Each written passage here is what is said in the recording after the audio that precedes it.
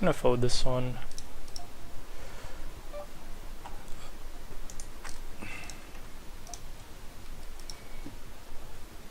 And here I think it's not gonna have too many king X, so we can call.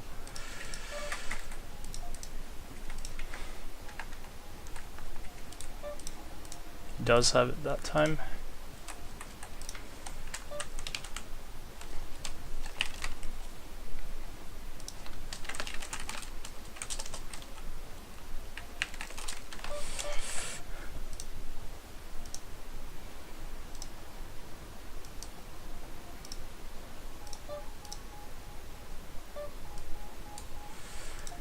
Okay.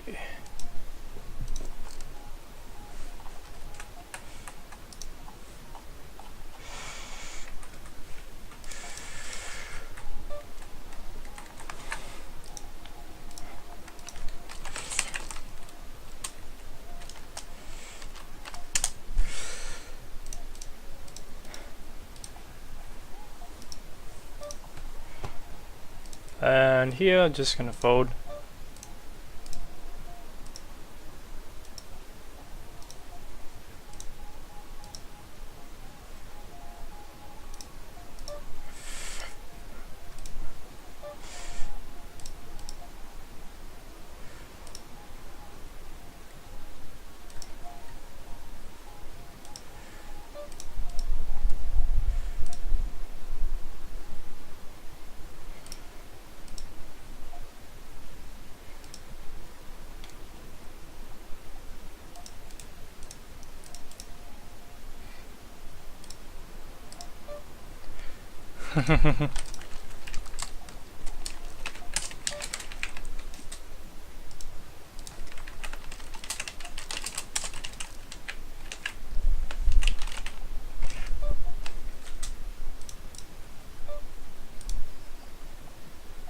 Calling the flop here.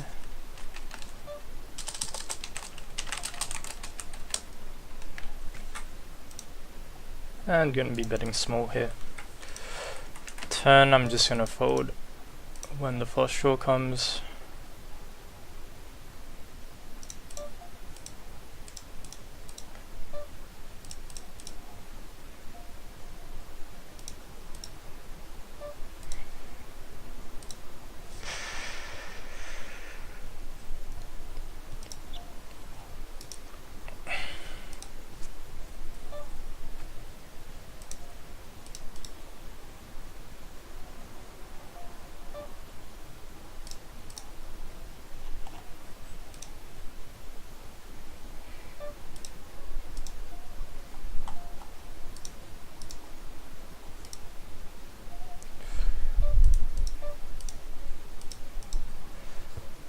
Welcome to the stream.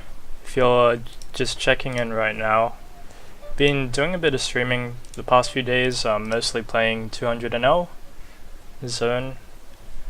Basically this format, it's just going to be 2 tables, and I'm going to be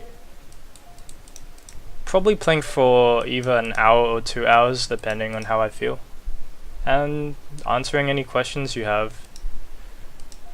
Not like every single question, because some might just be like completely ridiculous, but like we'll see.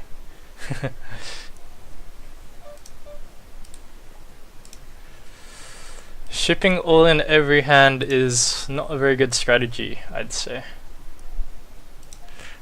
Maybe at like a very short stacked table it could work.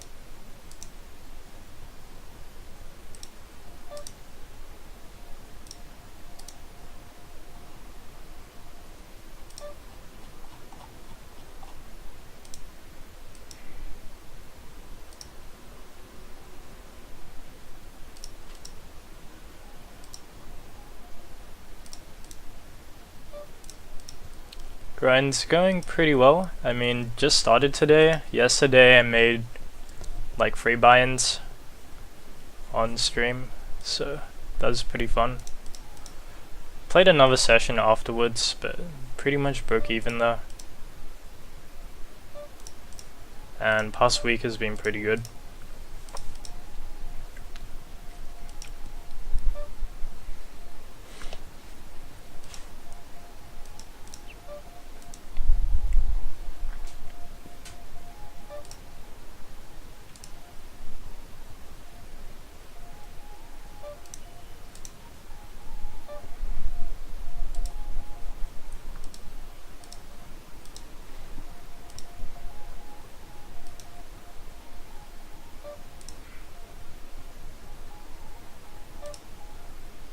I guess this stream is really just to like highlight how easy it is to just play poker like solid and then make money off it by allowing your opponents to make the mistakes for you.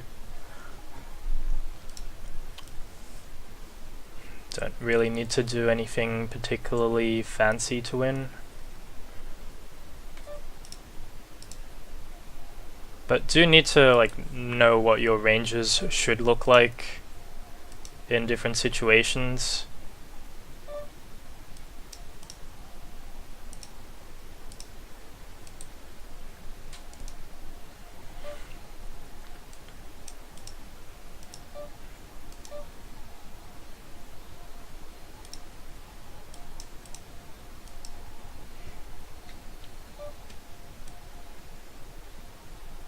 Just gonna show down here, and once he raises a turn, I'm folding.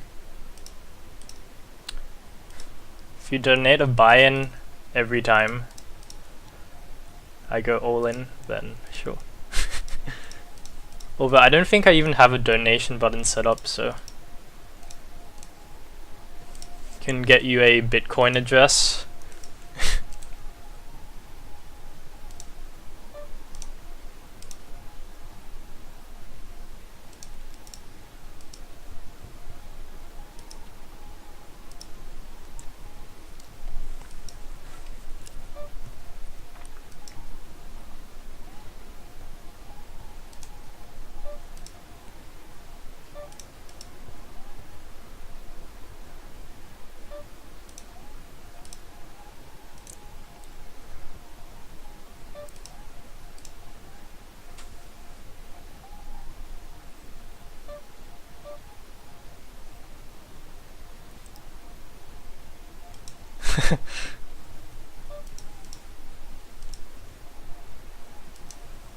I accept BPT as well. Just have to send you my Ethereum address.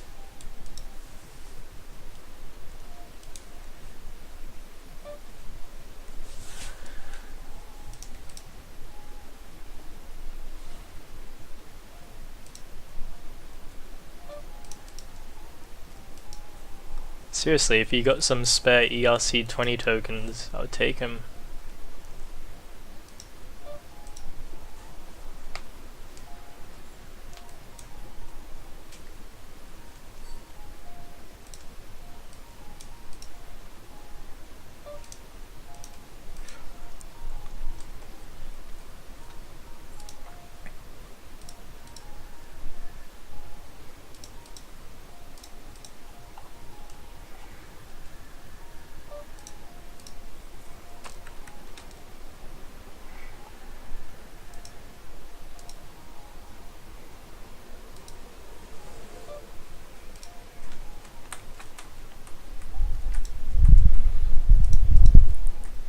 If you have some ETH, hopefully you got in early last year and not like in December.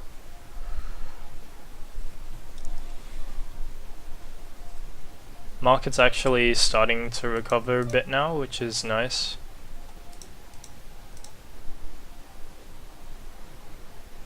Still very bullish long term on crypto.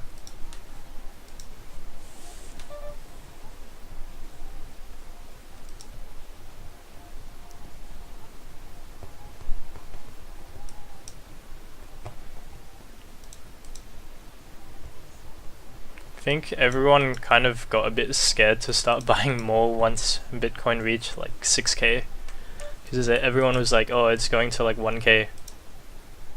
Bitcoin is dead.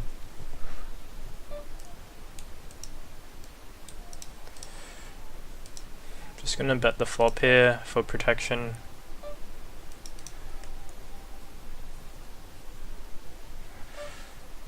I like Monero.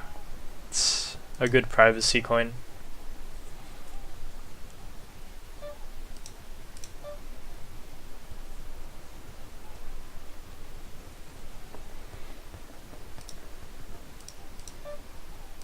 Once we hit the deuce, I'm just gonna show this down.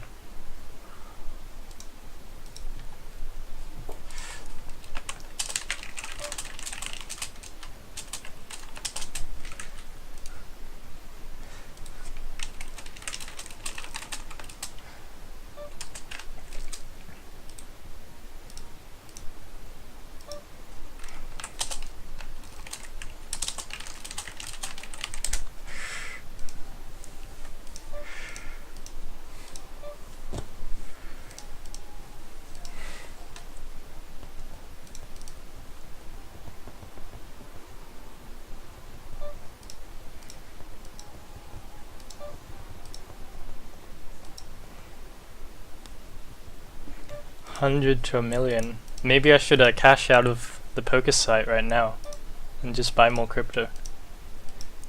Maybe I should just quit playing poker.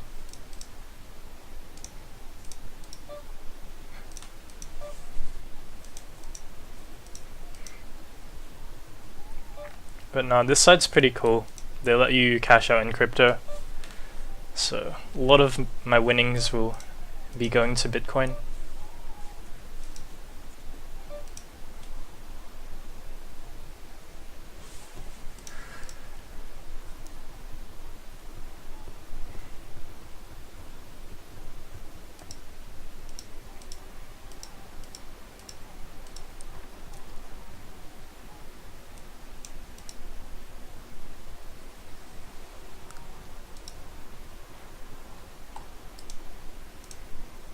Bitcoin is like definitely king.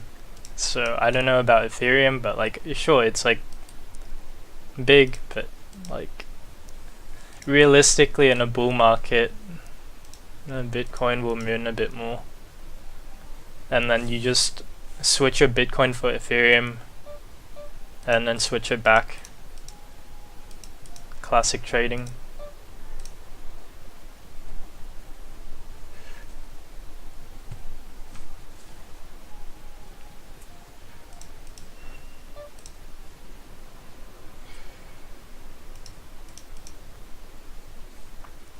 It's going to be interesting when proof of stake actually comes about.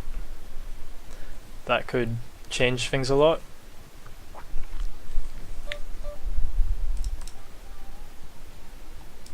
Going to be squeezing here.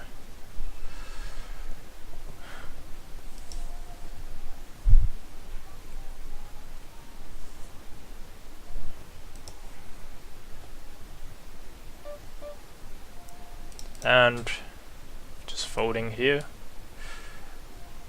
That's a very, very big size.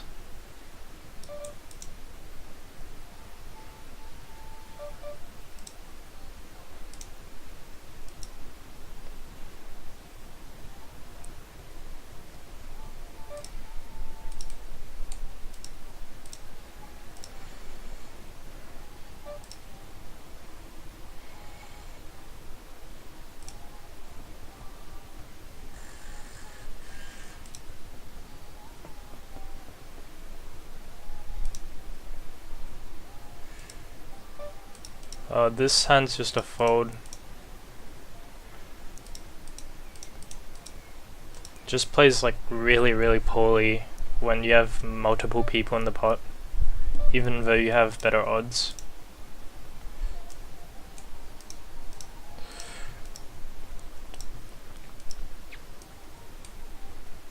Hey Tom, welcome to the stream.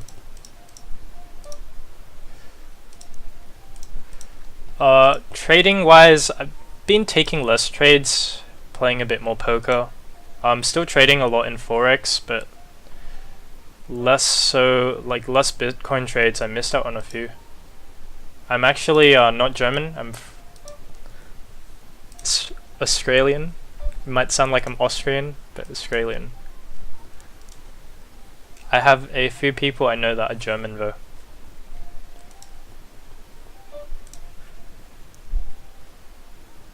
The extent of my German knowledge is Guten Tag.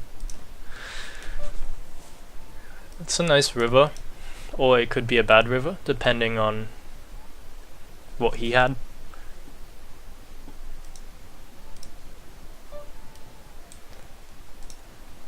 And here, I think he's not really folding a king. I mean, he can have a boat sometimes, but yeah. Alright, we get stacked by aces. He boats up on the river. Bit unfortunate. I wouldn't actually range him as having too many aces in his range. It's just like occasionally these guys in this pool just take some like really passive lines for some reason.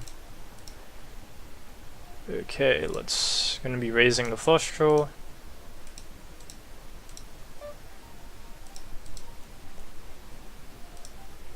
Getting some action in these pots.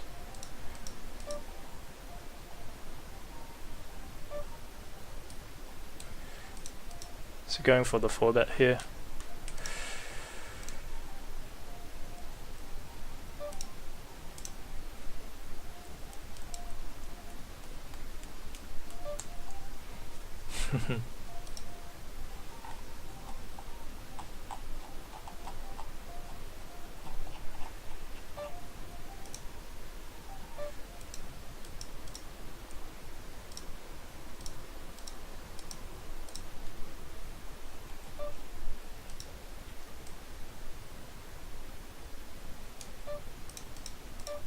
With the backdoor flush draw, I'm leaning more towards calling this.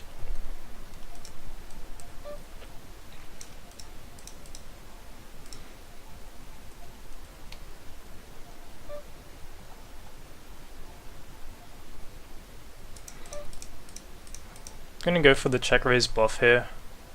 Once we check and he bets, our hand's a bit too weak to call and we have good blockers to bluff with.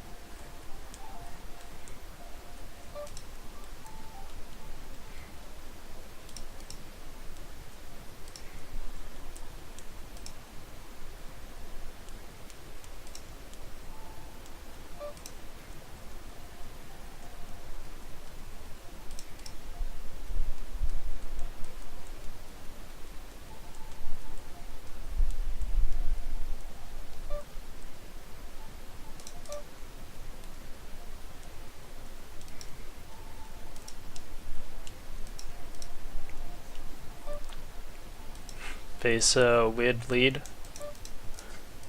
I'm not going to be folding a pair here though.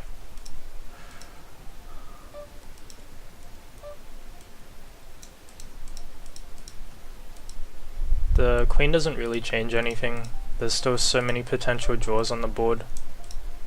We're just going to show down on the river. I don't think we get called by worse.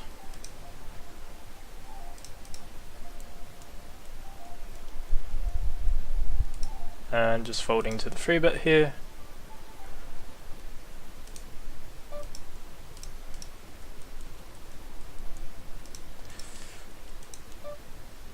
I think it's pretty amazing how the Germans have actually like gotten that good at poker and have like a high roller scene there with so many good players. Just speaks to some of their methodologies.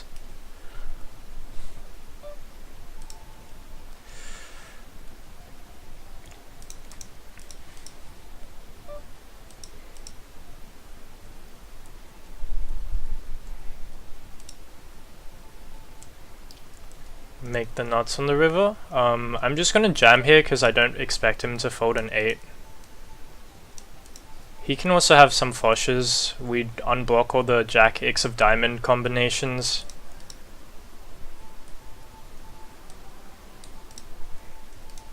So just printing shove there. His range is somewhat inelastic. Hopefully I can check out what he had. So yeah, he had King Jack of diamonds, which is just not a hand that can be folding.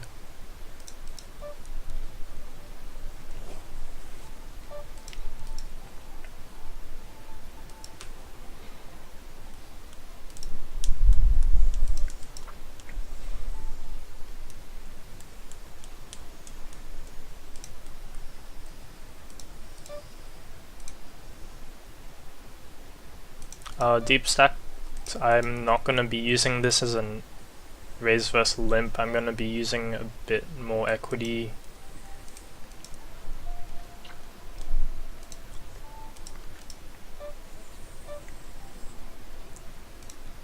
About 100 BB deep, I think it's fine to just raise that kind of hand.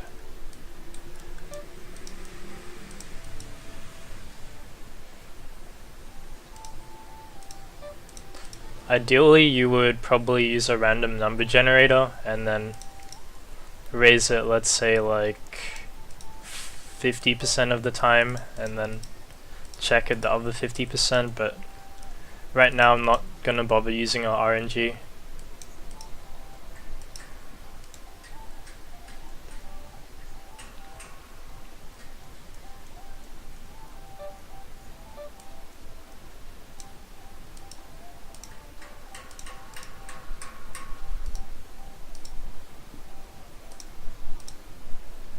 So we got stacked and then made that buy and back just then.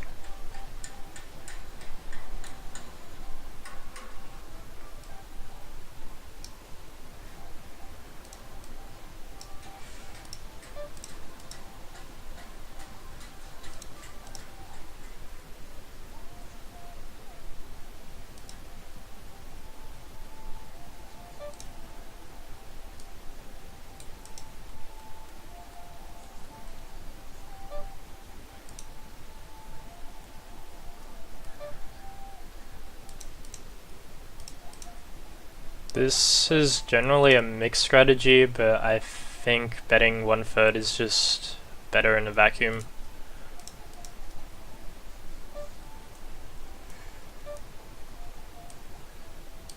And like kind of a similar thing here where like you probably shouldn't be check raising this, but because of how people played this spot, it's probably better to play it as a check raise and a check call or check fold.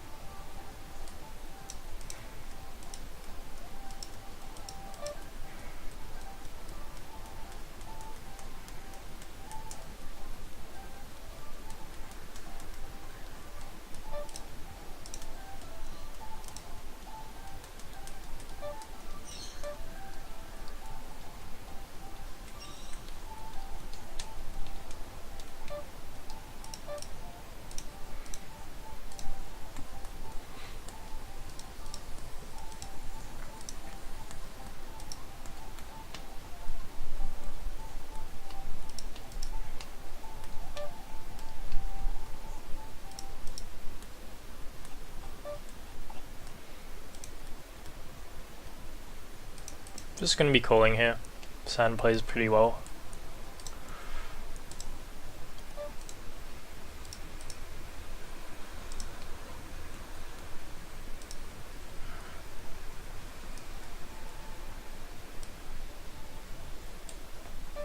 Flop will obviously just be a fold.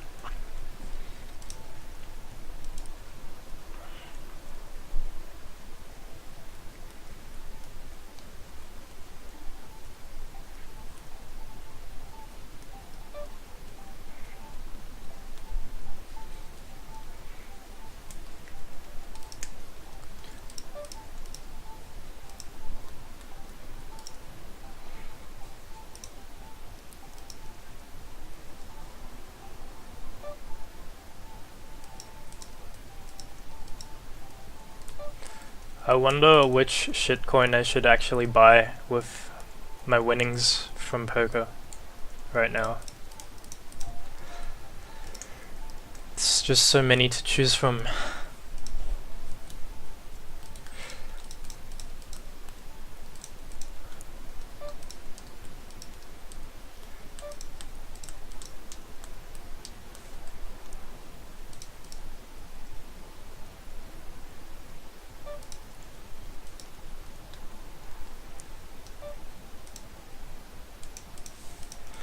BitConnect.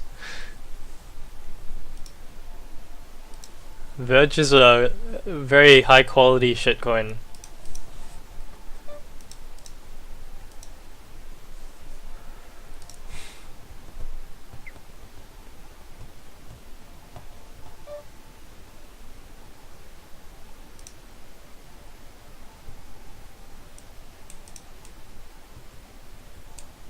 Just gonna check jam here when he bets pot. I think this hand benefits a lot from just equity denial.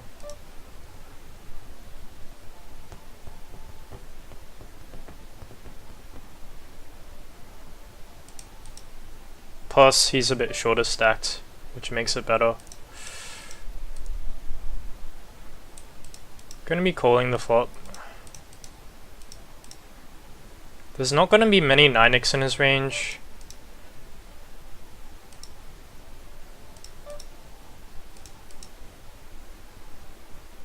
Okay, that jam's a bit terrible.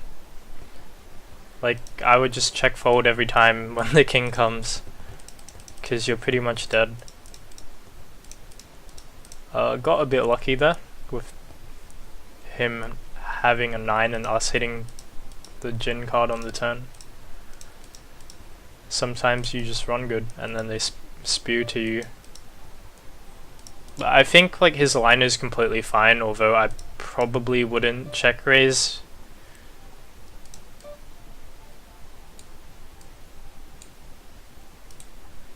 And then obviously once you see the king on the turn, think about like what kind of hands called on the flop and will call the turn that are worse than a 9.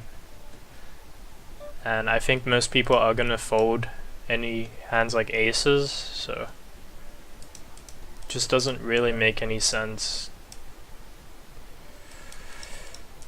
Here I'm checking this one back with one of my weakest ace-x, and the idea is that you can get a bit more value by delay c-betting on this type of board texture. Face a check min raise, it's a bit too small to be folding a pair against. And occasionally you see people take this line for showdown, or just like completely randomly as well. Get a bit unlucky there with him rivering 2 pair, but didn't lose much. King queen off, I'm gonna be squeezing. Generally wanna avoid playing this type of hand multi-way since it can't make a flush. And the high card equity makes it perform pretty well in single raised pots. Or in heads up pots, I mean.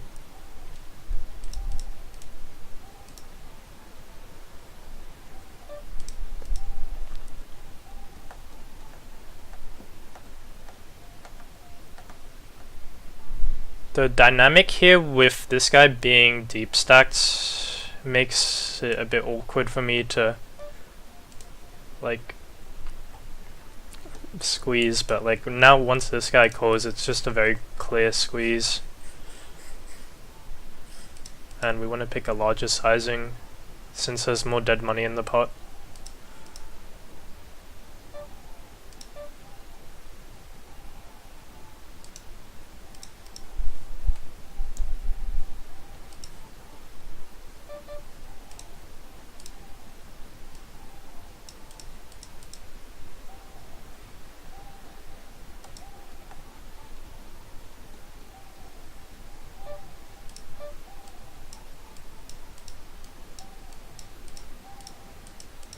Just jamming the river for value.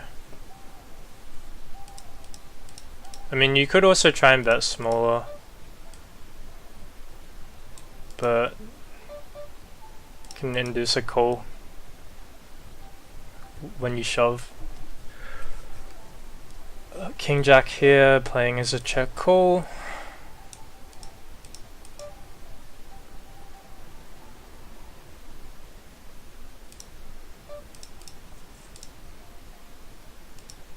I'm betting $6 on the river just in case he has a bluff. And the idea is, well, I'm not going to get too much into it, but it's just like very similar to checking but slightly better.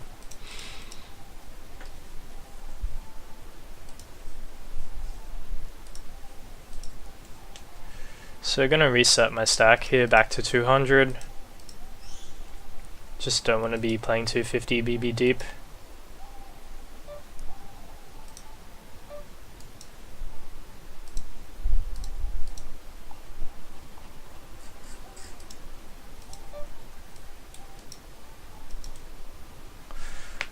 So yeah, maybe I'll get some Verge, since their privacy features seem to be working very well.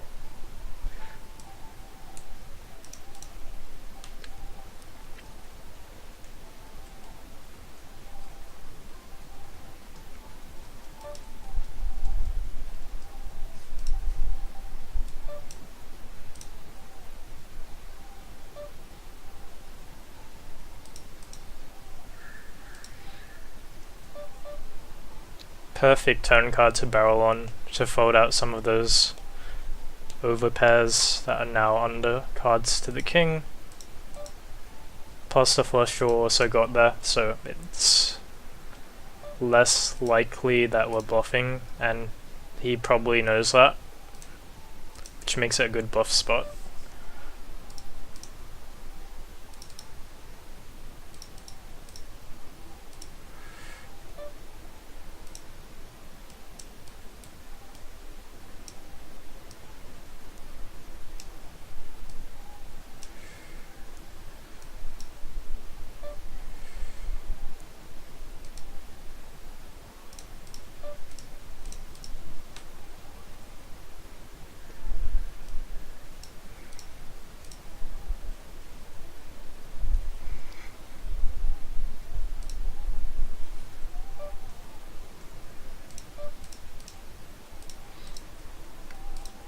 Hey Jades, welcome back to the stream.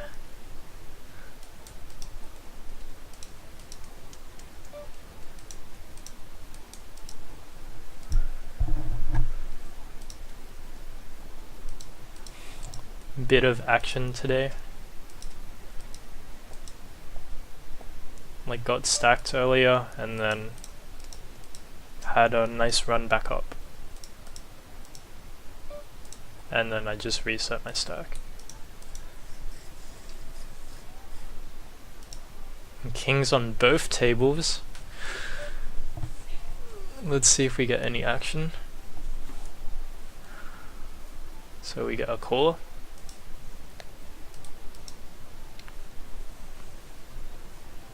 So this guy's very likely to be a fish. In terms of how he connects with this board, yes, he can have some two pairs, but also a lot of pair plus draw type hands.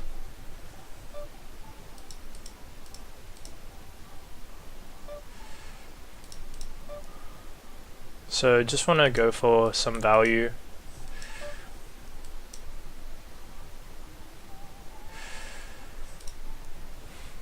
Okay, river is getting a bit more thin because two straights are possible. But I still think betting like 30 to get called by a one pair hand is gonna do pretty well.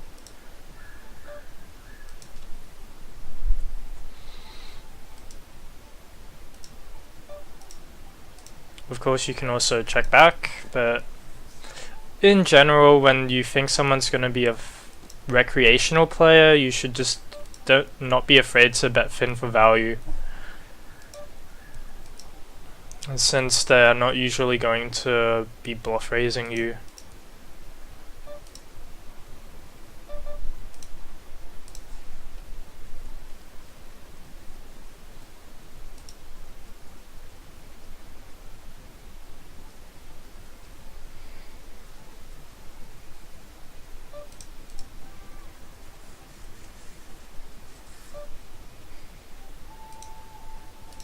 Here with 4s, I'm just going to bet small on this board texture. There's a lot of hands with equity that will have to fold to this bet. So if he has like 7-6 offsuit, we can deny equity against those types of hands.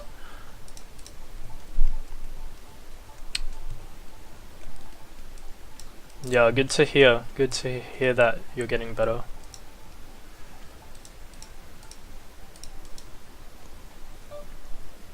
A lot of the time, like, it's more about developing awareness about how you're playing, how other people are playing, and then after you have that down, you can start thinking about how to change your strategies. So like a lot of people I've played with will just not realize that they're playing against a fish and then basically alter the strategy a little bit.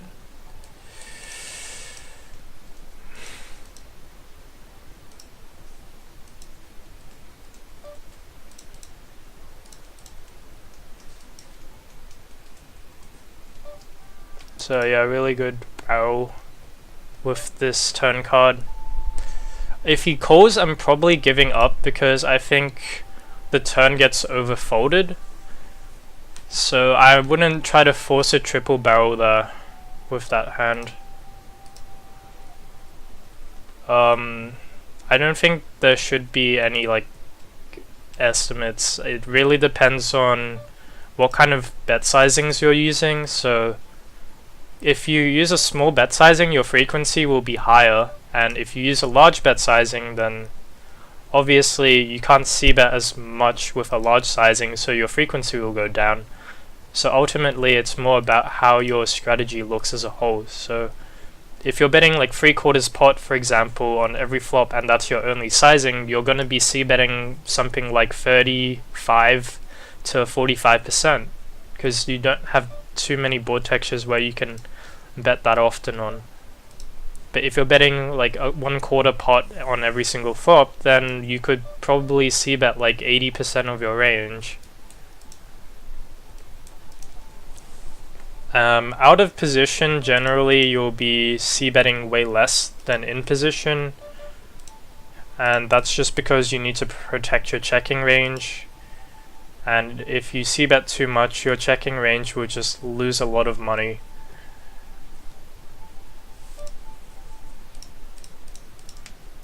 So just basic things to think about when thinking about what frequencies your bets should look like.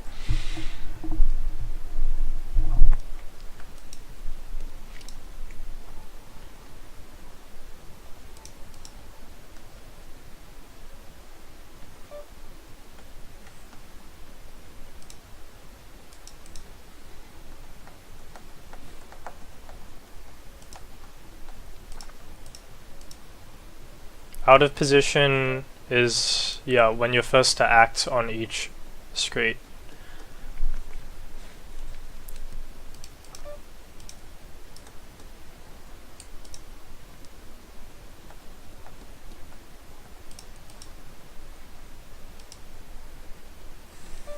Yeah, so with, okay, this board, he's gonna have a lot of hands that can continue on. I mean, you could bet small here, but generally against their range, it's just going to be too strong to bet into. I think if you're c-betting 50% out of position, that's still probably too high. It should be around 40. And in position, obviously, should be a bit higher. If you're using smaller bet sizes, it can, like I said, be up to 80%.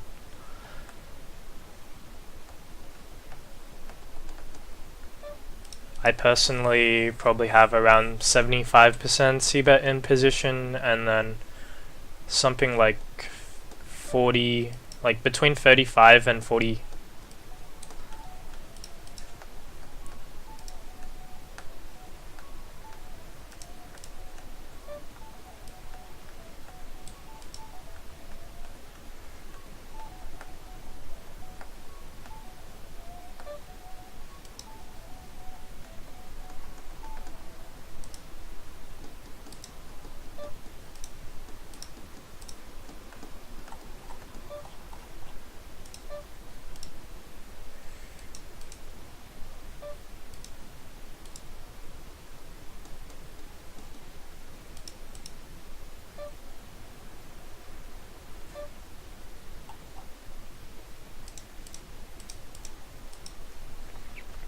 On this turn card, you generally want to be using a larger sizing since he can have a lot of kings in his range, so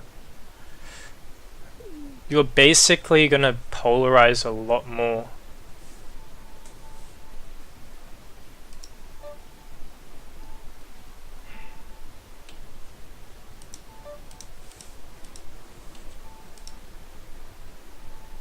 So if you just bet if you bet small there, then he can just call. But so that's why you just use an overbet.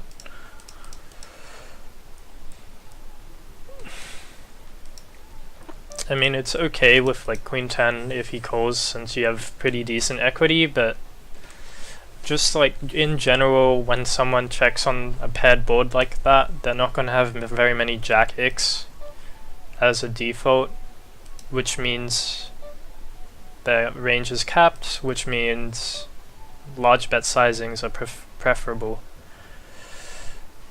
Basically gonna check raise here since he's short stacked and people are not betting so large with a set. Okay, we get his stack with his Jack 10. I think like sizing wise, like sure you could bet like pot, but I would just bet smaller, especially given stack sizes. And that's kind of why I'm checking that type of hand. I just expect people to make betting mistakes on that board texture, so I can exploit them by check raising aggressively. So we make quads. Again, board texture where we don't want to be doing a lot of C betting, so we're gonna just trap this type of hand.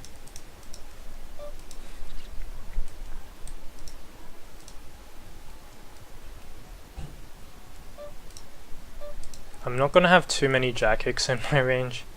I'm just like, given that there's two flush draws on the board, I'm just gonna check call, and then like I have really good implied odds if a flush comes, since he'll be value betting those. And now we're just shoving the river for value, and he snaps us because he's experiencing cognitive dissonance here, in that he's value betting what he perceives to be a nut hand, since we are basically capping our range, or like perceived to have a capped range, so he's just always going to snap us off. So we get his stack.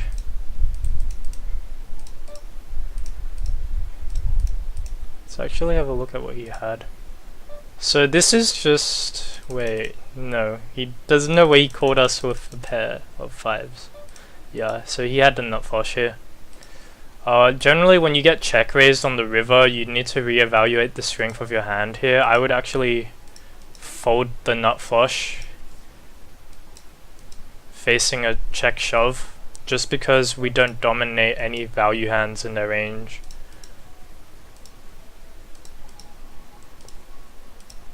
It might seem like absurd to you, but like if you check my previous stream, I did make a hero fold there with versus like a river min raise, but the whole idea is that people are not aware enough of ranges to construct a river bluff raising range, so you pretty much are forced to only focus on like one question when you face a river bet, which is, do I beat any value?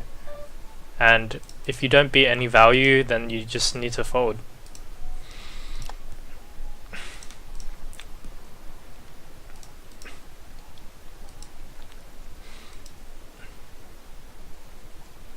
Here with the under pair, I'm not going to bluff it. We're going to get hero called too often.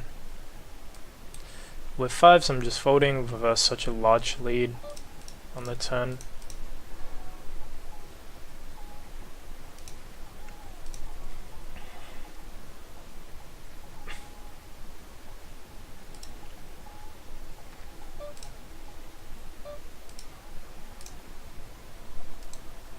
I'm gonna emphasize like the folding to river raises thing a lot more, because I know that like I had trouble with that myself early on, and I know that even though I'm gonna tell you guys to fold to river raises, you're probably not gonna do it. You're not gonna have the discipline to do it, and that's gonna cost you a lot of money in the long run.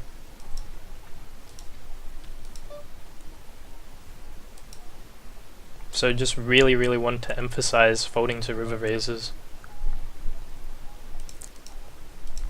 I've called enough times to basically stop myself calling nowadays, unless I have a very specific read on the player.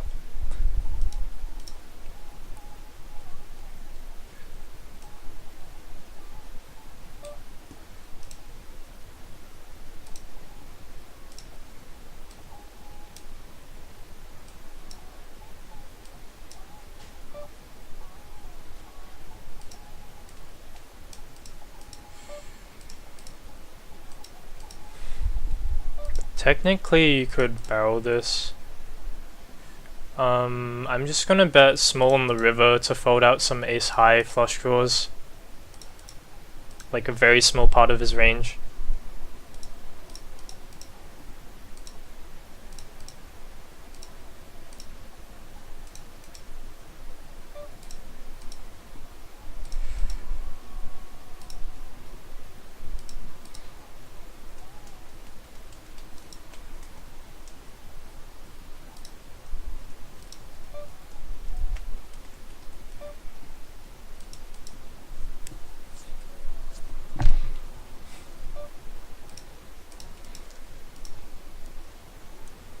I mean, if you look at like river raises, even myself, I only had like one bluff raise on the river over this whole session, and I don't think I had one last session, because like rarely do you find a good spot to check raise bluff the river, because people just hero you down. So there's like it's interesting how the pool kind of exploits itself in some ways.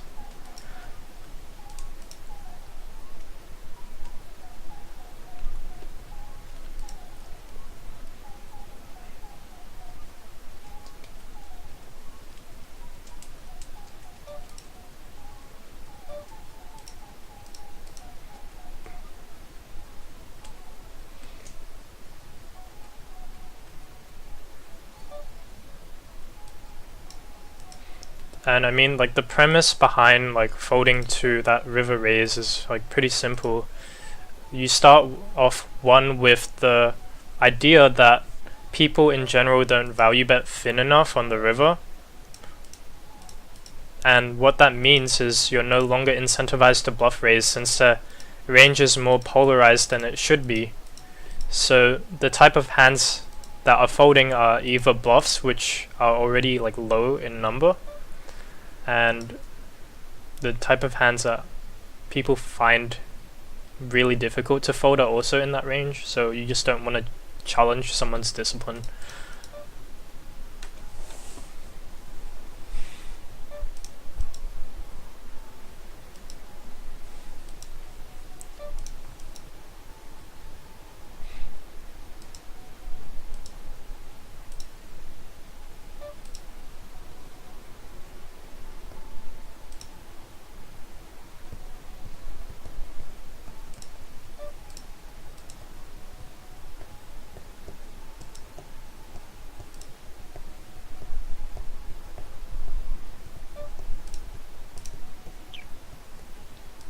So yeah, I mean, I thought about like doing this stream earlier, but I had some kind of conflict with that in terms of like feeling like I might be giving away too much information, and then I've thought about it a bit more, and like the reality is that most people, even if they're like watching this stream, are probably not going to apply everything they've learned. A lot of people just aren't like gonna put in the time to actually implement a lot of the stuff, or they're just not gonna listen. So it just means like it's completely fine for me to give away a lot of stuff for free in terms of my info, since like barely anyone will use it. River, I'm just folding on the 4 straight. So Americans are in this pool. I don't think there's like a ton of Aussies, but I think there's some like crypto aware Aussie players that have found this site, since like what you need is you need a Bitcoin address to cash out from this site. So a lot of the crypto players actually on this site as well as America's Card Room.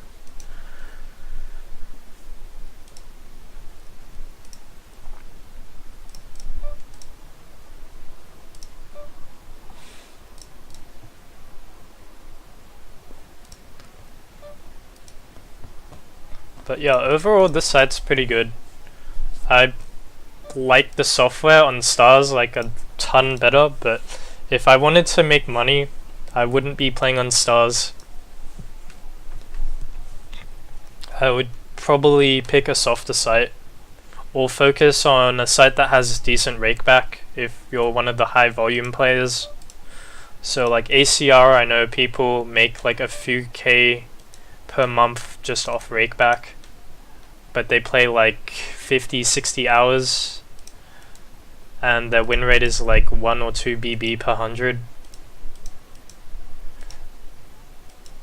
I'm not really a fan of that kind of lifestyle. I think it just burns me out.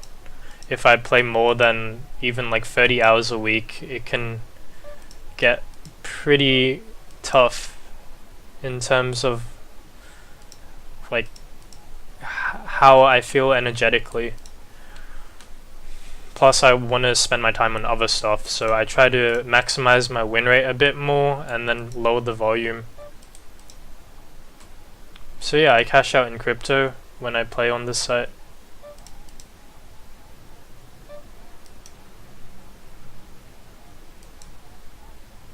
River, we unblock any potential bluffs and we block some value.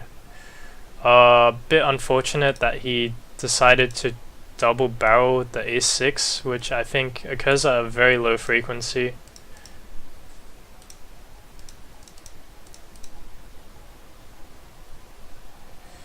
The thing with rakeback grinding is, in the long run, it's not sustainable. Because eventually, like, the programs dry out and you just don't have the skill that's required to move up and play in a rake, like a high rake environment. So in terms of sustainability, you're much better off just improving as a player and trying to move up. I haven't actually watched Broken Stars stream, but I'm like over my recent sample I'm probably at like 8 EVBB per 100, which I think is like pretty reasonable for a anonymous zone format. I think if I spent a bit more time like looking at like the player pool, I could probably increase that win rate. But right now I'm just playing a pretty default type of strategy. I think this hand can check on the turn.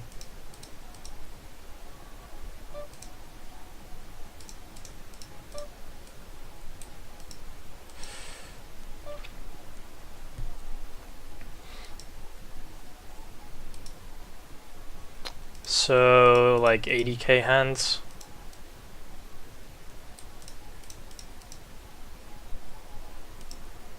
I mean, not a large sample, but it's like a medium sample.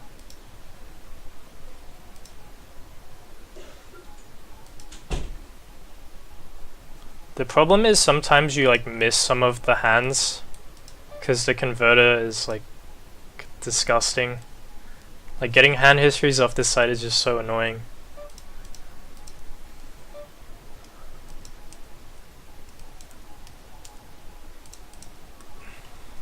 I think it's close with the king queen there. If the ace was a club, I would call.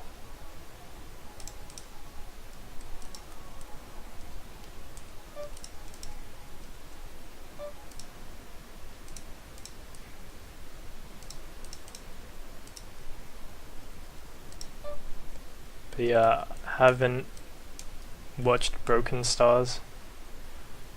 I'm assuming he plays this same type of game.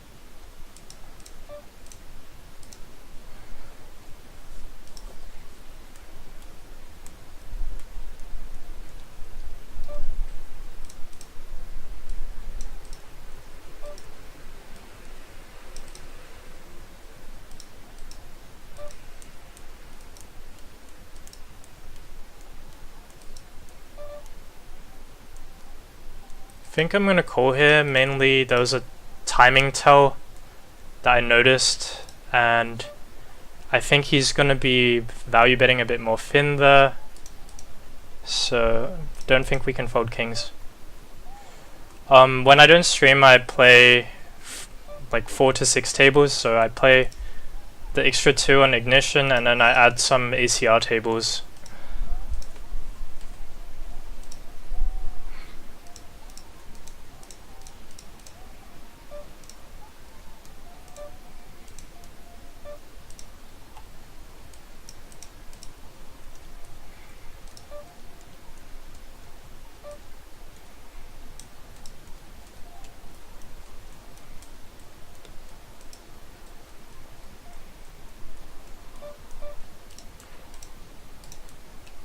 Yeah, 500 and L I'll play soon. Right now, I mean, I would be not as willing to do it just for bankroll reasons. I'd want to be a bit more conservative.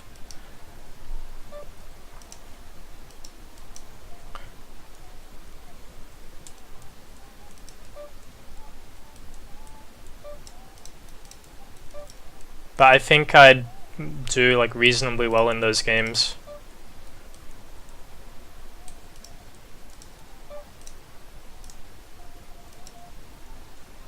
How does he check back sevens? It's so nitty.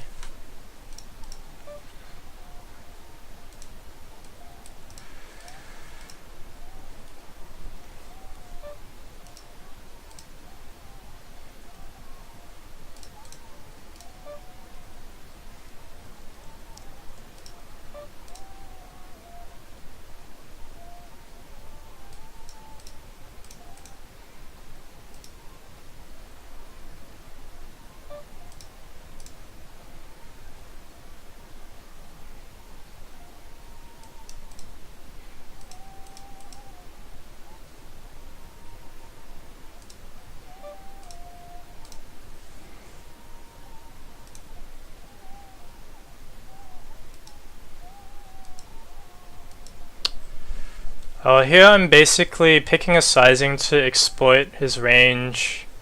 He's gonna have a lot of 9s through kings, and by picking this sizing scheme I expect him to call them at a high frequency.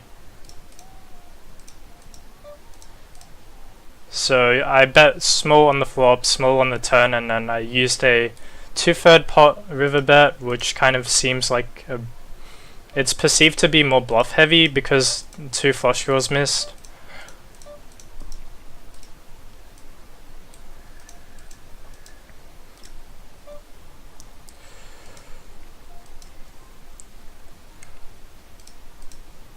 So pretty much just doing that as a vacuum exploit.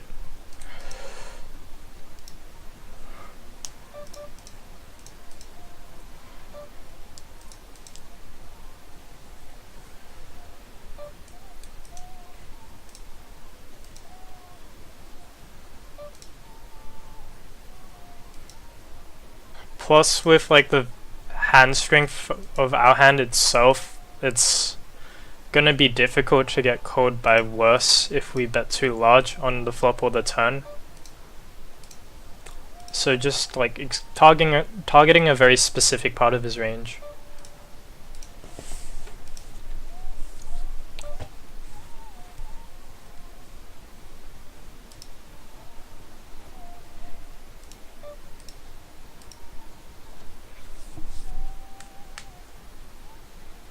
So yeah, I'm gonna keep this at 2 tables. I don't think I'll ever stream myself playing like the full set of tables just because it'll be a bit too difficult to maintain focus. I mean, maybe I'll get used to streaming and then I can start adding a few more, but I think 2 is a good number. It lets me think a bit more about how I want to answer stream questions, and also like maintain enough focus.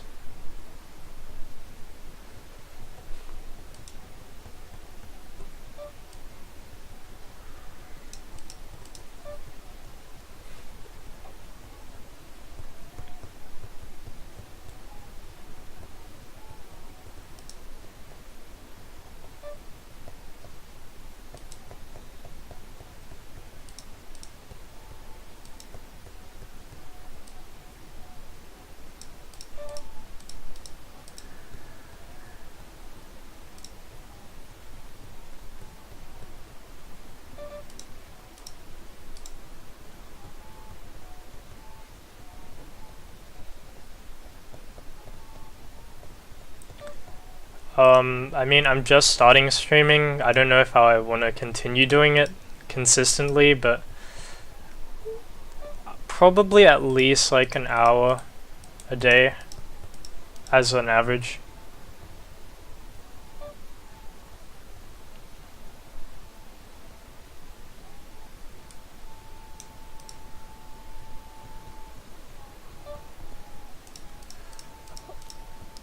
I mean, I don't really measure like how well I do like per like day, but like on an average basis, I'm probably making anywhere between like 60 and 100 an hour, depending on the time of the game that I'm playing. So on the weekend, the hourlies are way higher just because there's more fish in the pool, and then off peak there's a few more regs, so win rate decreases a bit.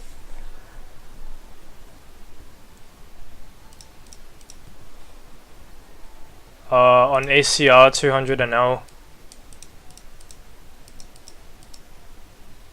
I've tested both pools. I think on weekends ACR is like reasonable, but sometimes there's just no traffic at that stake, and I just don't want to battle rakeback grinders. And I mean, I can still beat them at like a decent win rate, but it's just usually not as lucrative.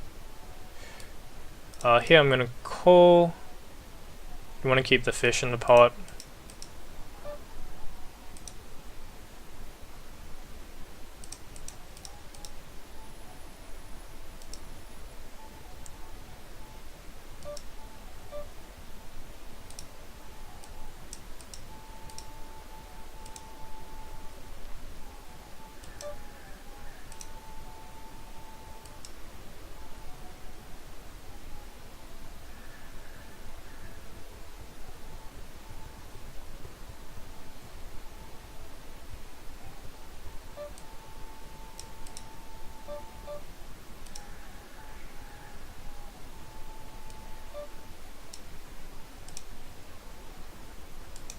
So right now in Australia it's 2 PM exactly.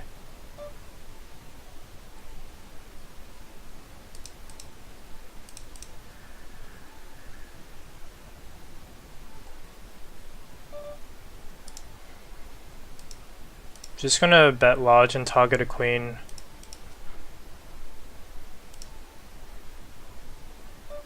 Good fold by him, but terrible double barrel.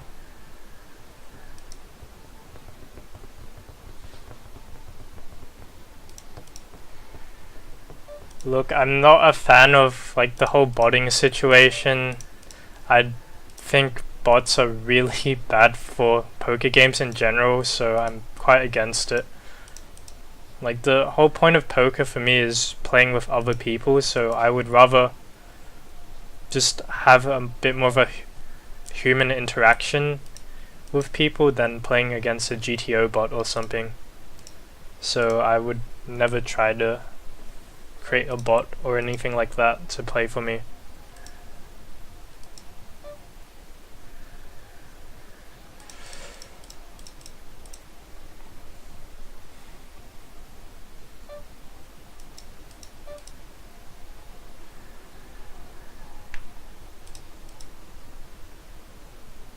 Yeah. I really just think bots are basically what will kill online poker. Although in some cases, like if you can create a bot like that kind of plays human-like, that could be interesting. Maybe you have like a poker site dedicated to just battling bots or something, and that could be like a game in itself. But obviously, just like don't think it should be part of regular poker sites.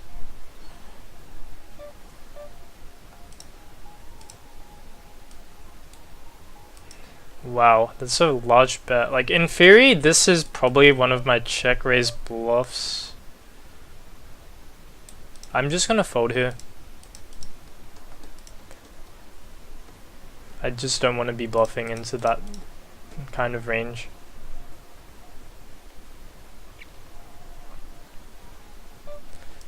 I think there are uses for developing bots like PokerSnowy, for example, that allow you to basically just improve your own game. So there's applications for like bots. I just don't think that like they should be like played for real money against unless you're doing some kind of AI challenge.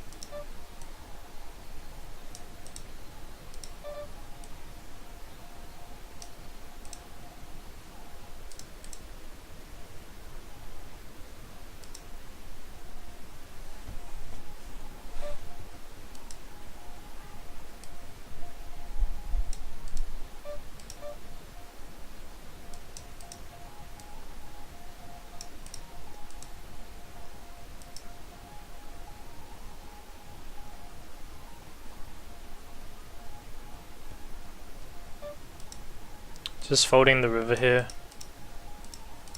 It's gonna be difficult to find bluffs. And here, once he calls twice and the board pairs, I'm just giving up.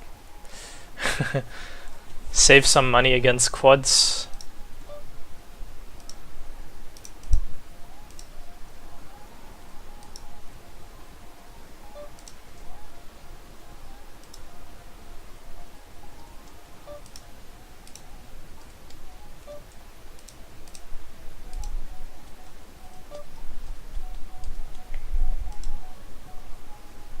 But yeah, I mean, I'd love to play against bots as like a way to improve. I think that's really cool.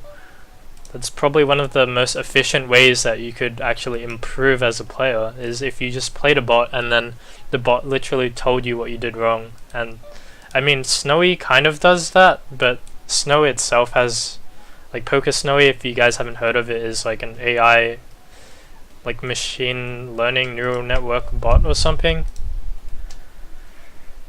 And basically it will identify like how much of a mistake you made if you took a certain line with a particular hand.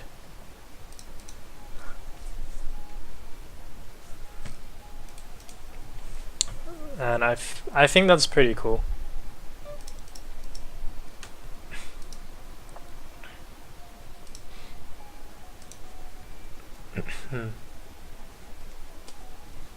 The thing is, like right now, people are playing so different to GTO that there's kind of no point to like learning how to play against a bot, because the humans that you're playing against are so different. I use PioSolver. I've used it probably for like 300 hours, if not more. I don't really use it to like GTO line check too much. I'm more using it as a way to figure out, one, what equilibrium looks like, and then two, how to exploit people based off that. Because most of the time people are just deviating like ridiculously.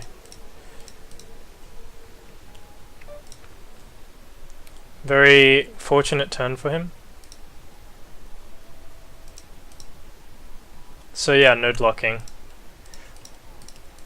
Node locking, but node locking also has limitations. So there's certain adjustments that you have to make to actually figure out the correct exploits.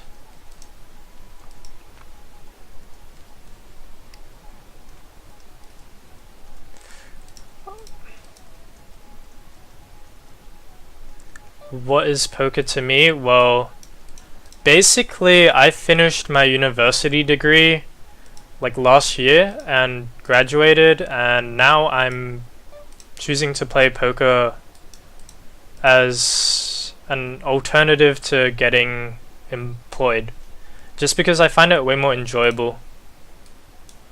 I also do have a lot of people that I'm coaching on the side as well, so that kind of helps me make a bit more of a stable income stream.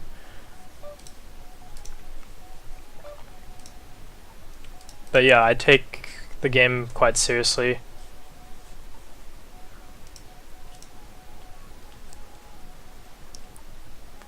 and I guess I make pretty decent money off it. It's actually probably better that I do this instead of getting a grad job. I mean, okay, here I think I'm just checking back. And good check back, he had 2 pair. Yeah, just preferred doing this since it gives me more free time to go and learn other skills and continue developing myself as a person than I would have if I got a full-time job. Nothing against getting full-time jobs though, I think it's just like a preference.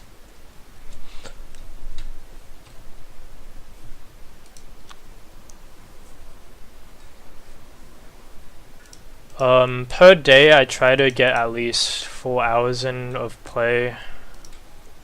So if you add that up, it's gonna be between 25 and 30 something hours a week, depending on how much I feel like playing at a given time.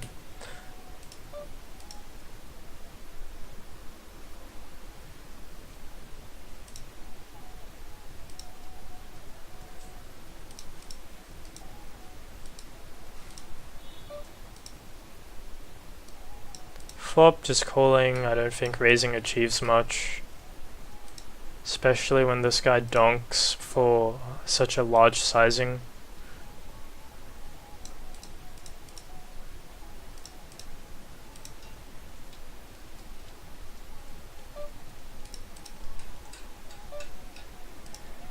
And river against the size we just call. I mean, he can have like a better hand sometimes, but it's just a very small size, so he can bet worse with this.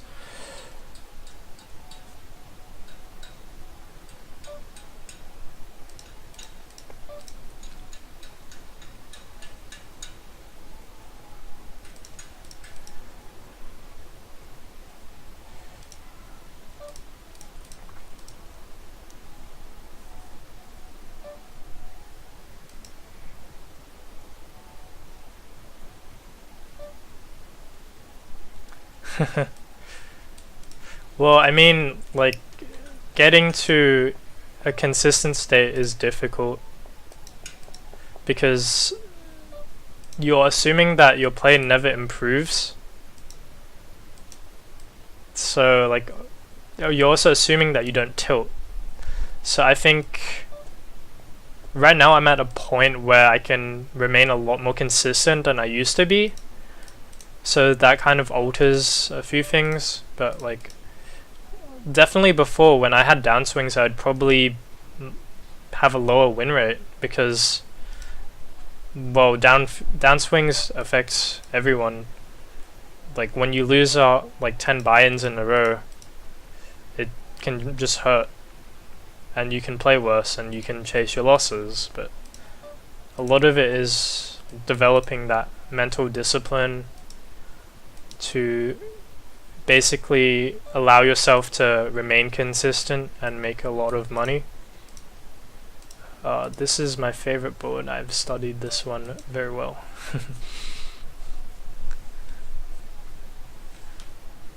In that exact spot.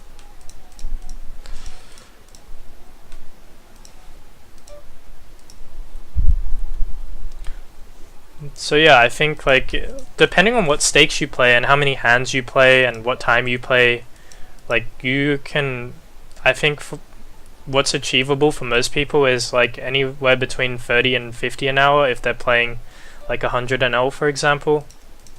I think that's pretty reasonable. But to get to that skill level might take a bit of time, depending on whether you're willing to invest time into getting coached or buying content, like training content through training sites, that kind of thing.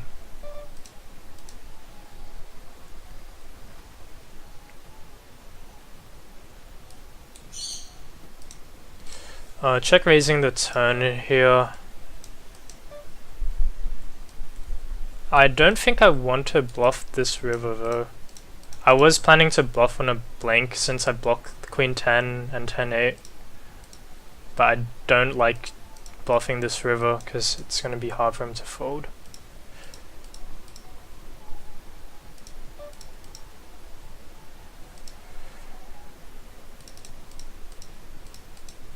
So yeah, I graduated in information systems, which is a degree that involves a bunch of business related stuff as well as some technical stuff like programming and learning about databases and that kind of stuff. So quite like an IT degree, but less like no computer sciencey stuff there.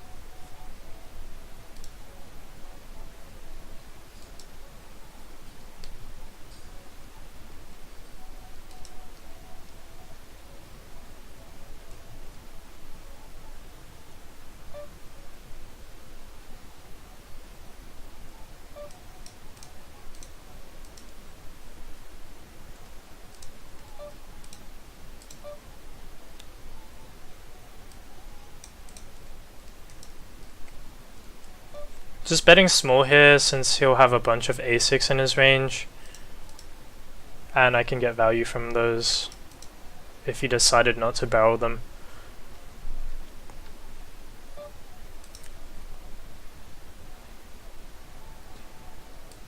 Slight preference for raising this type of hand when there's a player behind. I don't like calling as much.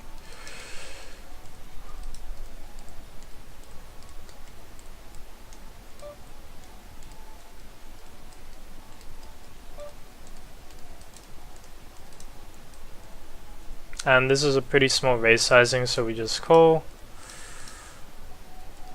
And then if he checks, for example, we can go for a bluff. But I don't think he'll check too often.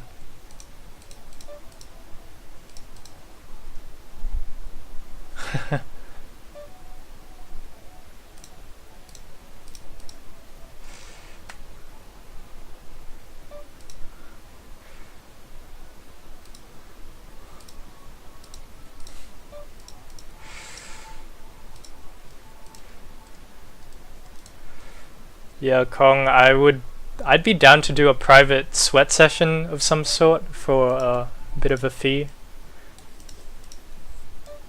But you can definitely, like, I'm recording the streams now, so they'll be uploaded on YouTube.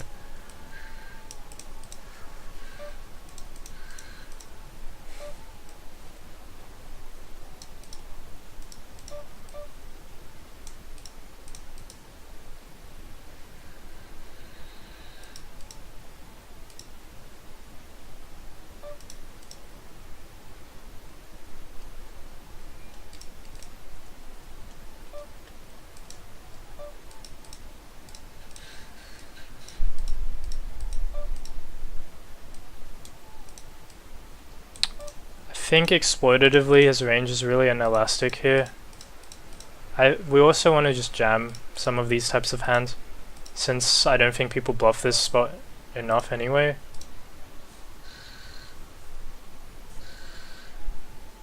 So just like exploitatively donk jamming the river when I think he's not going to value bet thin enough.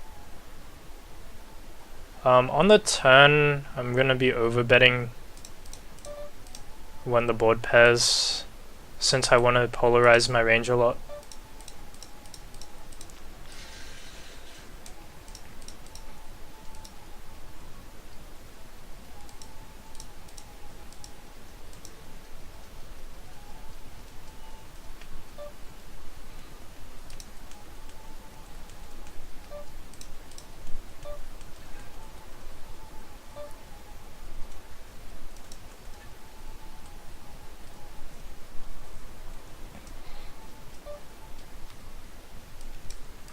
Yeah, I've heard good things about Fallout's coaching. I think he probably undercharges for it, if you ask me.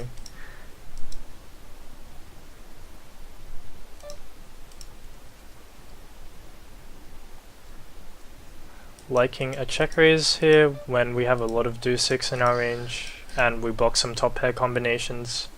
Plus it's a dry board where people will c-bet a bunch on, and we have decent backdoors.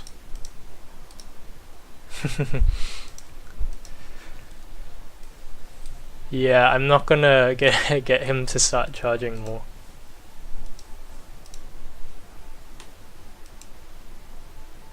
I somehow win there against tens, which is pretty fortunate. I don't think he should actually be betting that hand too often though, let alone calling a raise multi-way.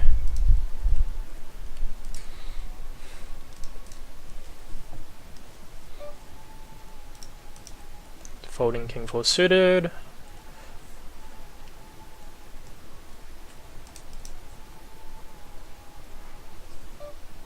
And defending the 8-5.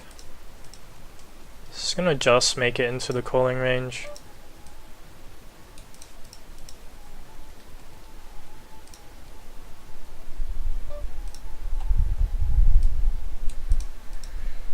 Free betting it my ace-5 suited. A lot of people usually just call this. I think in a vacuum it's probably better to just free bet. And Snowy, for example, would just pretty much always free bet that hand.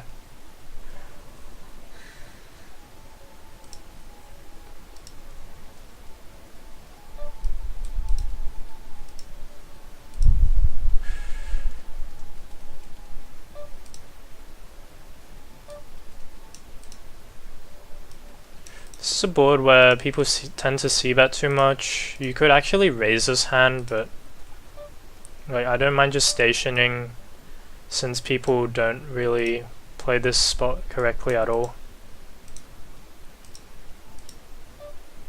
They're just c-betting way too much out of position and then not folding. River, very clear, just spot to jam. I mean, you could raise non all-in, but his calling range is gonna probably be pretty similar to both sizes.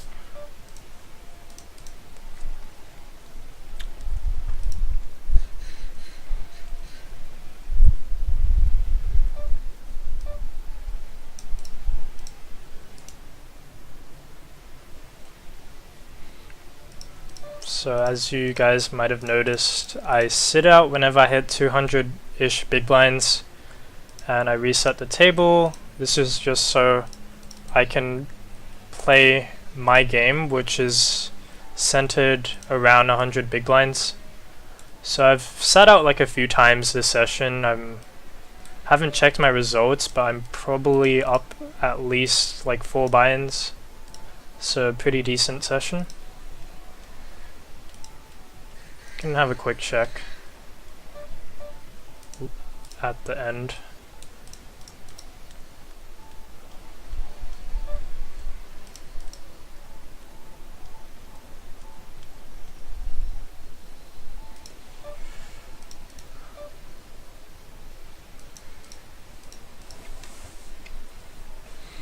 Like for the most part, I'm probably playing quite a standard game. I mean, you guys might notice like some things I do that are kind of nuanced in the stream, but for the most part, my flop strategy is very straightforward. My turn is pretty straightforward as well in terms of just barreling hands that have good equity and also barreling on turn cards that are perceived to be good for my range and are good for my range.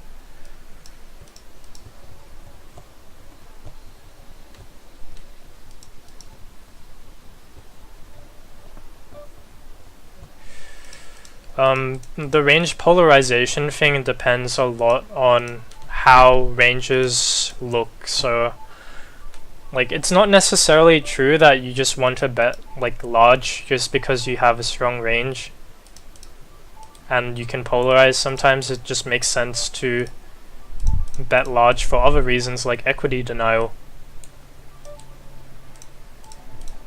And then sometimes when you're betting small because there's a lot of hands in your opponent's range that will basically just have to fold, so hence the dry board thing.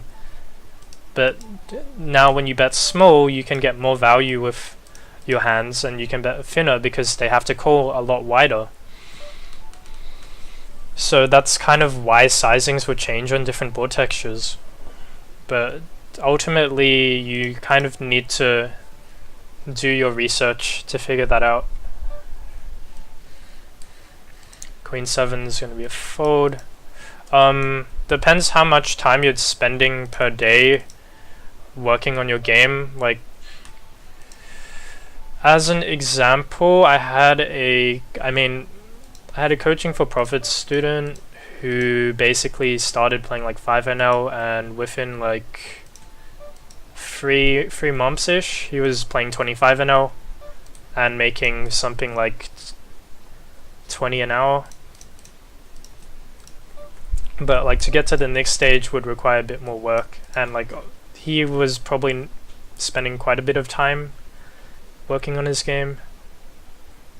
Probably like more than most people, since he basically just had a lot of free time because he just finished high school and was going into college.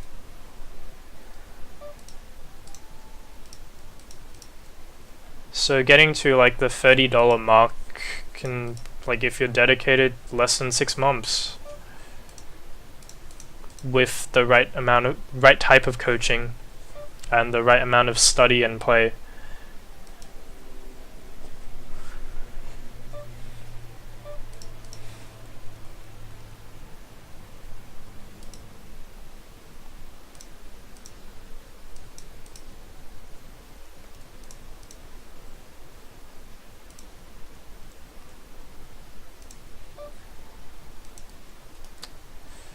It's a small 4-bet. Theory-wise, you're probably meant to call, but player pool tendencies will have me leaning towards a fold there.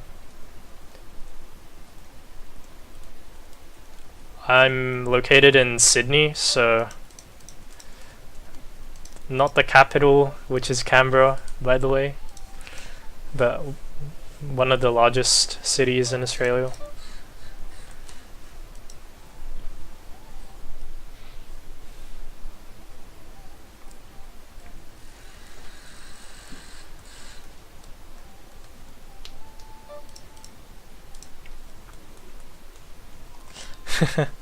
Yeah, it's essentially the capital, but basically Melbourne and Sydney were having a fight, so they're like, why not just put it in the middle? I like both cities though. I've been to both.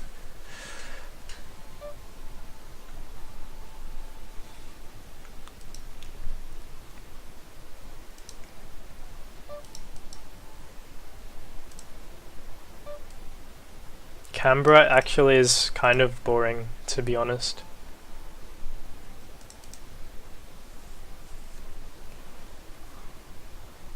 They're not on opposite coasts. Like if you look at the map and just compare the two, it's like pretty like it's on the east, and then Melbourne's like on the southern part of the continent, so like a bit lower. I'll probably stream for like another half an hour. So after that, I mean, you can message me on Discord. But I also question why you don't want to just message on the stream.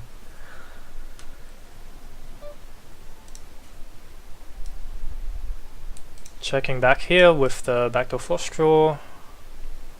Generally multi-way. Just want to be a bit more passive. Why am I streaming? Well, I mean, I just want to help people at the end of it. At the end of the day, it's just like I've learned a lot from free content that other people have given out, and I want to give back.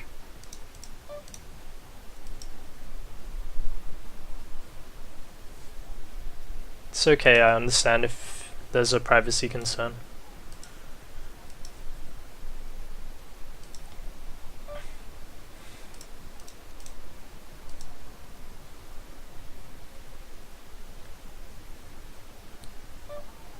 And obviously, in addition to like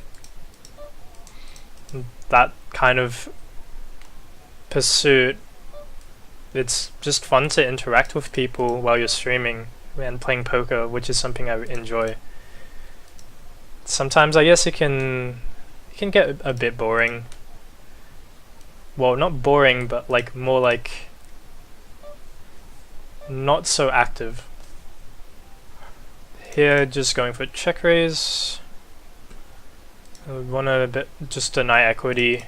I'm making a size where this guy can jam, but the jam is smaller than like a size where I'm not going to be able to go for a re-raise over it. Yeah, repetitive is the word I'm looking for. So just trying to mix things up a bit. Plus, I also do enjoy creating content. I've thought a lot more recently while I was doing some meditation about kind of my long-term visions and ambitions, and I just don't think that like just playing poker and not doing anything else with it is going to serve me. So I want to try to do more than that. Sevens is just a call against that stack size.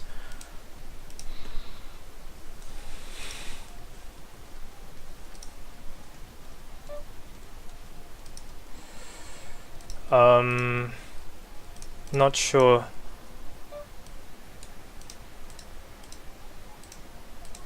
I think with the King Jack we're just getting it in. Like, it's rarely gonna be a hand that's beat. And we also have backdoor flush draw. Yeah, meditation is huge. I always meditate before I start a session. It just helps you clear your mind. It helps you make better decisions, and ultimately poker is a game of decision making, and if you can do anything that helps you make better decisions, it's something that you just do. Like, why wouldn't you do it?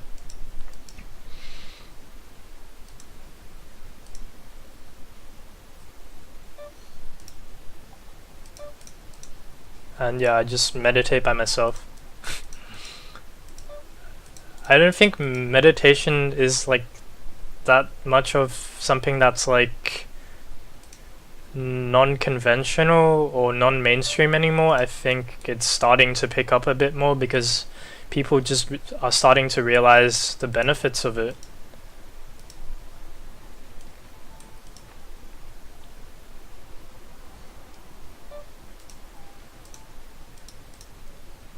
I mean, I guess I'm probably, like, for my age, I'm probably like someone that seems to be a lot more experienced than I actually am, but I'm basically just someone that's very open to experimentation with stuff, and I have a very curious mind.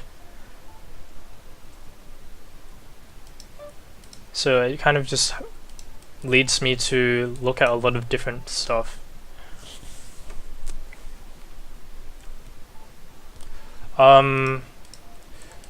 Music, I mean, I love music. Right now I haven't figured out how to stream with music on, but I don't think you need to like stream with music on. And if you're asking about meditating with music, well, I like the silence. I mean, you just listen to your surroundings and you can hear a lot more than you usually do when you concentrate on that. Meditation itself is a pretty fun process once you get the hang of it.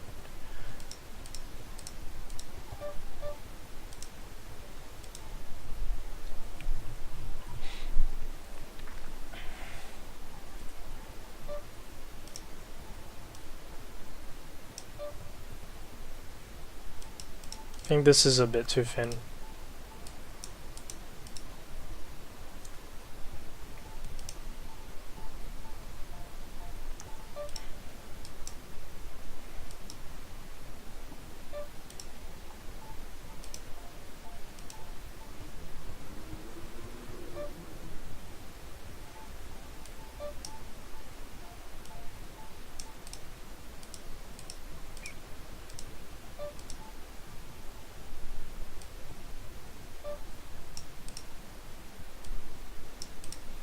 Checking back and calling river here. Hand can't get free streets.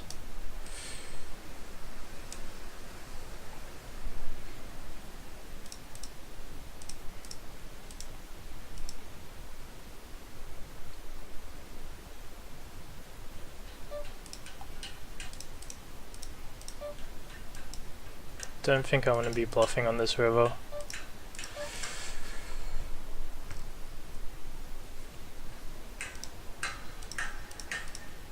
I picked the small sizing there because he will have a bunch of give ups that do still have equity.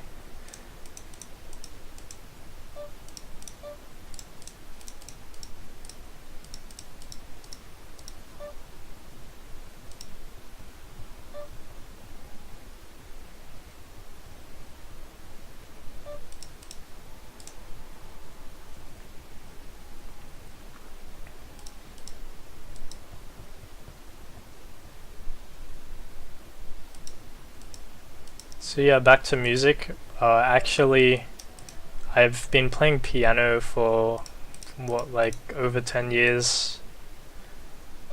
Probably more towards like 15 years. So I play that regularly.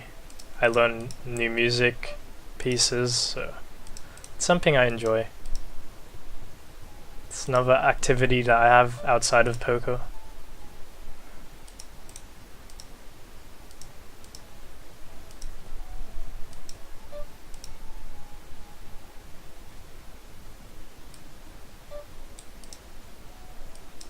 I think we still bet the river. He's not gonna have many worse. Well, he's not gonna have many better a6 since we have the ace of diamonds.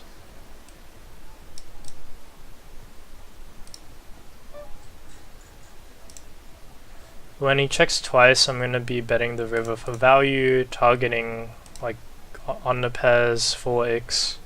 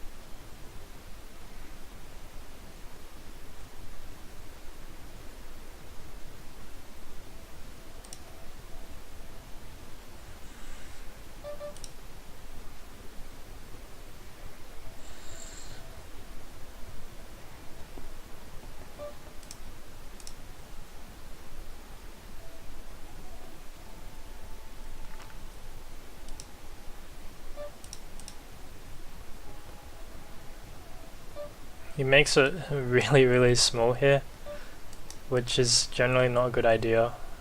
Just lets us call really wide pre and realize more of our equity.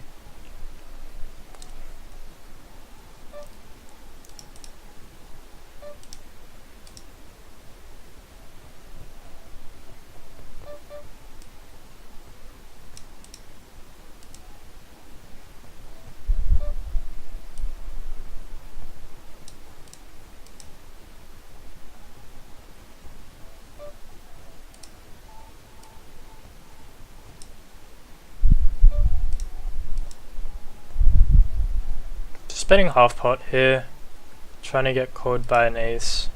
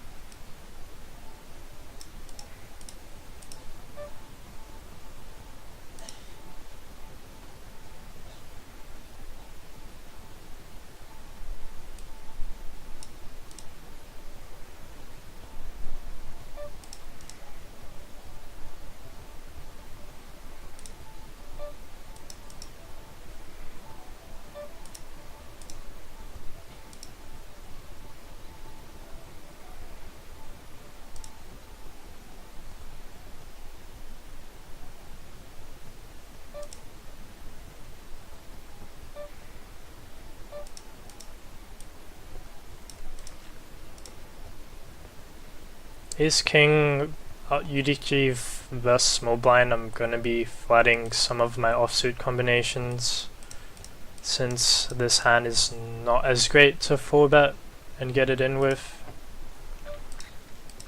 But bottom versus small blind, for example, it's more of a clear stack off.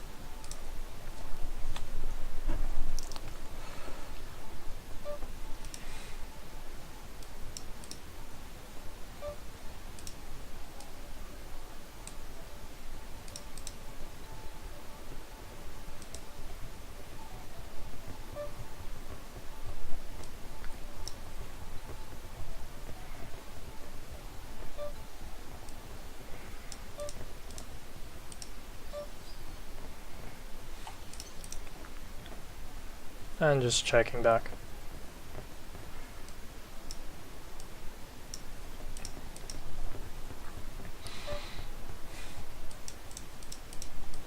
Hey Skull, I mean right now I'm not sure how much more streaming I'll do, but yeah, maybe I'd be interested in an overlay at a later stage.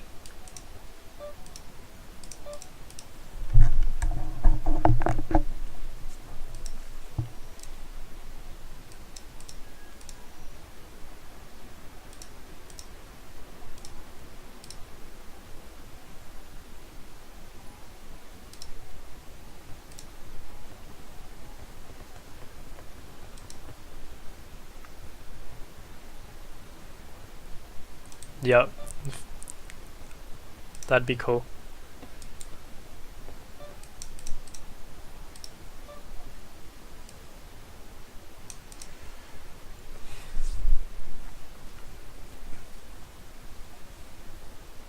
Generally with 10s again, I prefer squeezing to playing it as a call.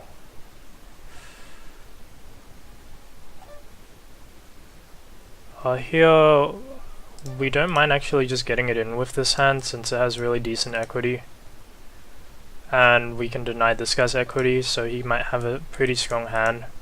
And then we can get it in versus short stack with really strong equity. So if he has a pair there, we're actually doing pretty well with the 6-5. And then we can, if we raise there, we can get the player to our left that's a bit more deep stack to fold some hands that have pretty decent equity.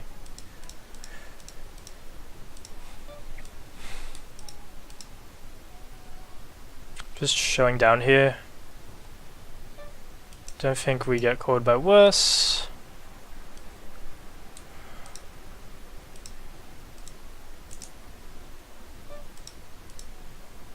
So he had 9s, which is like one of the few hands that we show down and win against.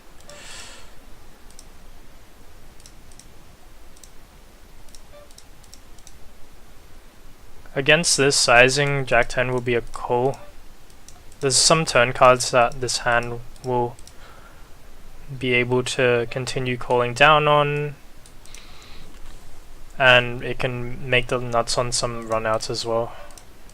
So against a very small bet size, I'm going to be calling though. So yeah, back to the 6-5 suited hand. Basically, if we replay it, we call pre, he c-bets and gets raised. If we re-raise here, we're pretty much representing that we have a set. And against a range of sets, this guy will have to be folding a lot of his pairs, and even in some cases some of his flush draws, because once two people have raised into him, both our ranges look really, really strong. So what this means is I can actually like make some of my outs more clean if I get him to fold, rather than just calling here. Calling, it might not be that great of an option because of that, since he can now go for that raise that we were talking about. But calling does also have merits. It's just I think we realize our equity better when we get it heads up versus the short stack.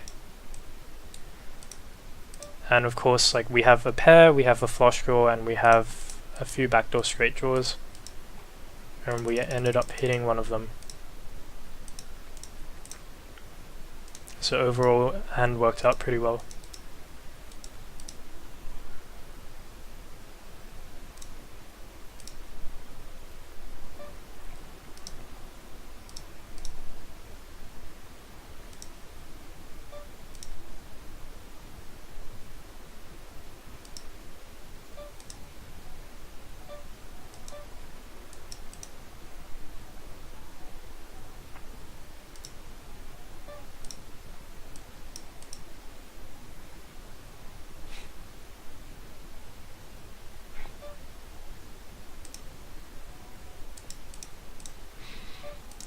Betting small here for protection.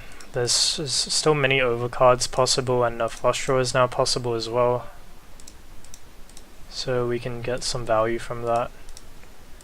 I'd say that we can probably fold against this, but I would also expect a 10 to just lead out on the turn. So for that reason, I think he's more weighted towards bluffs. And obviously we just smash the river. So, because we're running good today, so we're just going to jam for value, but I don't expect him to really ever call. It's just when you have the nuts you jam.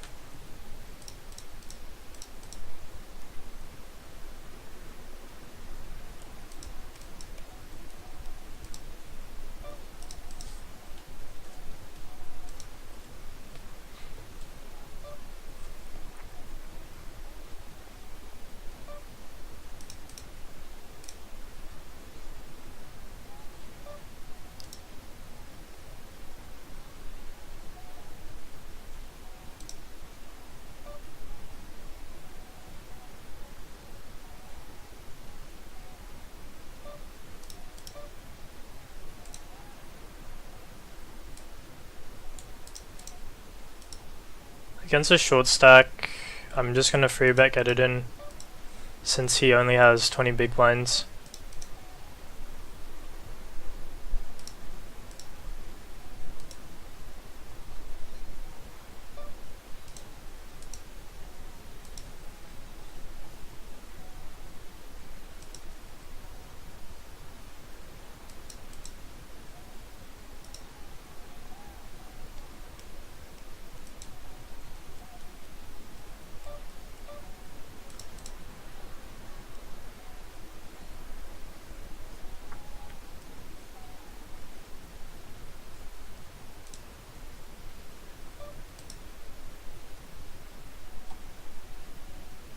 So here we want to go larger because we're deeper stacked and we're out of position. So going to 10 BB here. On this board we can't get free screws of value, so I'm checking here with kings. Turn is also going to be a check. And depending on the sizing, it's either check call or check fold. Again, checking the river. I'm going to be using a lot of hands here that basically play as a check.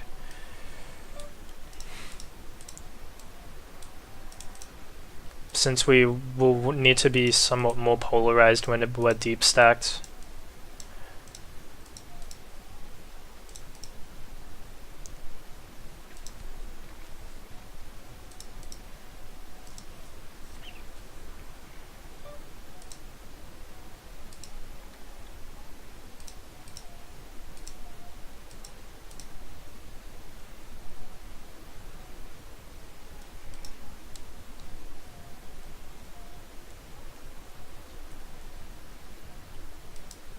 So yeah, I'll probably wrap it up here after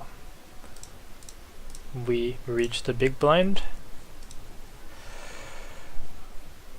Overall, pretty solid results today.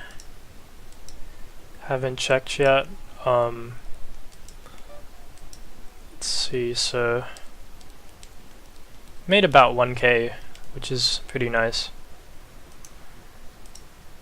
for a quick 2-hour session. I'm gonna answer that final question. So when 4-betting, do you want the same / almost the same amount of bluffs versus value?